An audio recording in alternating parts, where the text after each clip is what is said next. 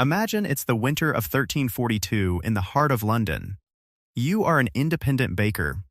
You wake up at 3 a.m., knead your flour, and set out to sell fresh bread to starving peasants for 2 silver pence a loaf.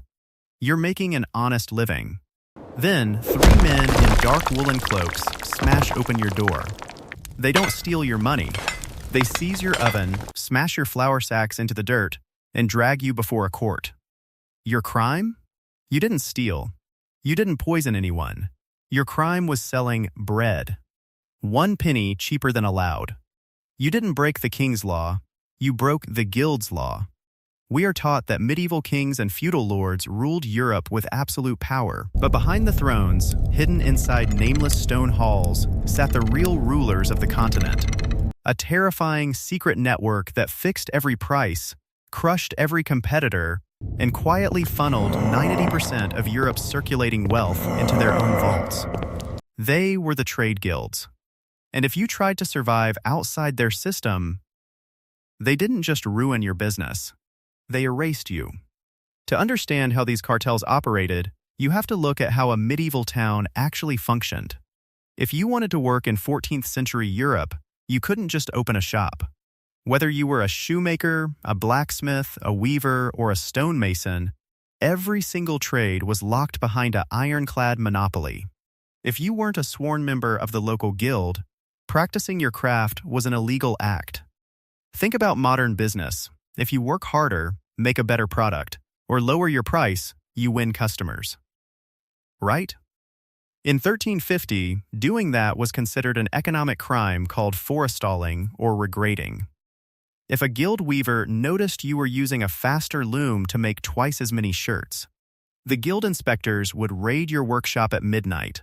They would confiscate your loom, burn your fabric, and ban you from working in the city for life. The guilds didn't care about quality or innovation. They cared about one thing: absolute price control. They dictated the exact amount of thread in a shirt, the exact weight of a shoe, and the exact price of every nail sold in the kingdom. No discounts, no competition, no escape. So how did the guildmasters build such immense fortunes without paying massive labor costs? They created the ultimate free labor machine, the apprenticeship system. If a poor peasant father wanted his 12-year-old son to have a future, he had to pay the guildmaster a massive upfront fee, often years of savings, just to take the boy in. For the next 7 to 10 years, that child was legally bound to the master. He wasn't paid a single copper coin. He worked 14-hour days, slept on the workshop floor, and survived on stale bread crusts. If the boy ran away, the city watch would hunt him down like a fugitive and throw him in dungeon chains. And here is the dark twist. After 10 years of brutal, unpaid labor, the apprentice was supposed to become a master and open his own shop. Except, the guildmasters repeatedly changed the rules.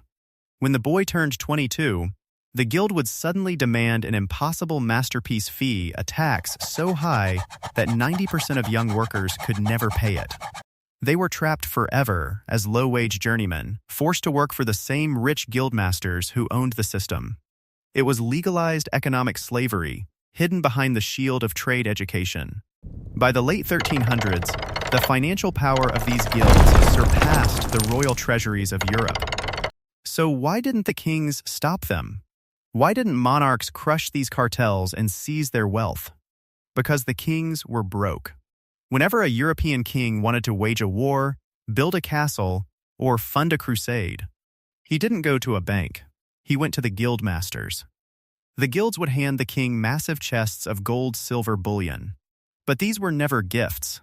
In exchange for funding royal wars, the guilds demanded exclusive charter rights, the right to collect city taxes, the right to set import tariffs, and complete immunity from royal laws. In places like Florence, London, and the Hanseatic League in Germany, the guilds didn't just bribe the government, they became the government. If a merchant refused to pay guild dues, he didn't just face a fine. Guild enforcers would seize his house, blockade his trade ships at the harbor, and leave his family starving on the street. Estimates show that in major trading hubs, over 90% of all liquid wealth, property deeds, and trade routes were controlled by fewer than 100 elite guild families. Eventually, the Industrial Revolution and modern free market capitalism shattered the medieval guild system. Machines replaced the secret handshakes, and factories broke the monopolies. Or did they? Look closely at our modern world today. Exclusive professional licensing, price-fixing cartels, corporate lobbyist groups funding political campaigns in exchange for market protection. The medieval guilds didn't disappear. They just traded their heavy robes and wooden gavels for tailored suits and corporate boardrooms.